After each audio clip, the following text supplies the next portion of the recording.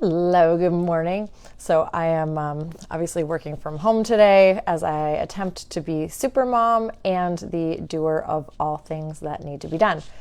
I've had some phone interviews today, basically pre-listing appointment interviews, a couple of them, and I have a couple of listing appointments this afternoon. And something that I've been talking about a lot is getting my camera angle right. No, is pain points during a transaction. So I find that my clients' experience during our transactions can be directly related to setting expectations and managing the pain points during a transaction. And so I attempt to do that to the best of my ability. They say there's like a joke that that real estate agents are like therapists, and sometimes we are.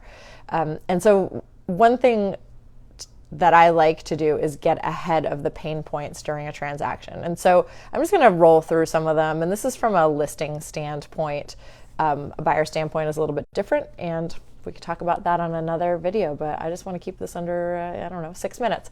So I start by pricing a property professionally. I do a full market analysis. It looks very much like an appraisal because I use appraising information to do so. It certainly is not an appraisal.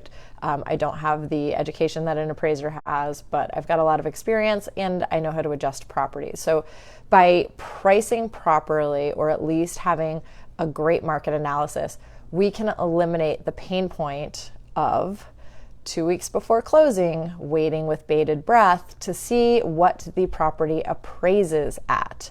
That's a big one. That's one that causes a lot of stress to a lot of sellers. And when we get to that point, I always remind the sellers that I did that work before we even listed the house, before we even signed paperwork. I made sure that I was comfortable with the value and defending that to the appraiser. So pain point number one, that's a big one, causes a lot of stress for some people.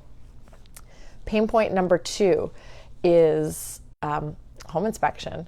So I had a conversation this morning and we were talking about the value of pre-inspection, and the value of pre-inspection mostly falls on the fact that it helps to manage stress. The three things that we see come up during home inspections that most people are just not aware of, that can be major things, are water quality. A lot of people with wells just do not test their water. Water quality changes over time, and that can be something. You can suddenly have arsenic in your water. It's a big expense. Radon in your water, big expense. So water quality. Septic. I have septic systems that were built. I had a septic system that was built in like a long time ago that passed just fine. I've had them from the 70s that passed just fine. I have them from the 90s that fail. So septic is another one. And that's not just the tank. It's not just a matter of pumping your tank. That's the leach field, really, and the D-box, the whole system, how it works together. So getting a pre-inspection and having that addressed ahead of time it manages a major pain point. Transactions fall apart because of that.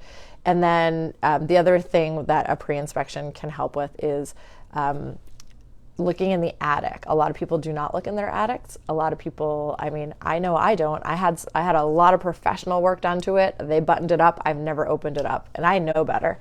But your attic, if it's not ventilating properly, and you don't really know if it is or not, generally, unless you're a attic and roof specialist, can build up moisture and heat up there, and that's what we don't want. So we want a cold roof, and so that's another thing that comes up a lot, and that can also be a costly and a hard thing for a seller to deal with. So managing that pain point ahead of time can really help to manage stress and make your experience as a seller more enjoyable. There's a few other things. They're really random, title issues, clouds on the title. We have the title companies roll through your property ahead of time to make sure that we don't have any of that. That can be another pain point, because a cloud on the title, you may not know this, a lot of agents don't know this, but a cloud on the title, at least in Maine and New Hampshire, will automatically add another 30 days onto your contract. You can't even get out of your contract. You signed that. It's in your purchase and sale agreement. Your agent should explain that to you. But so those are just a few of the pain points that you can really easily mitigate ahead of time to make your experience a lot easier and save you a little bit of stress down the road. If you are interested in knowing just about services and service providers, please feel free to shoot me a message. I am actually going to change into professional looking attire and get on the road and get to some listing appointments today. But I wanted to get that in real quick because it's a pertinent topic right now, and it's important. So you guys have a great day. Shoot me a message. All my contact information is below.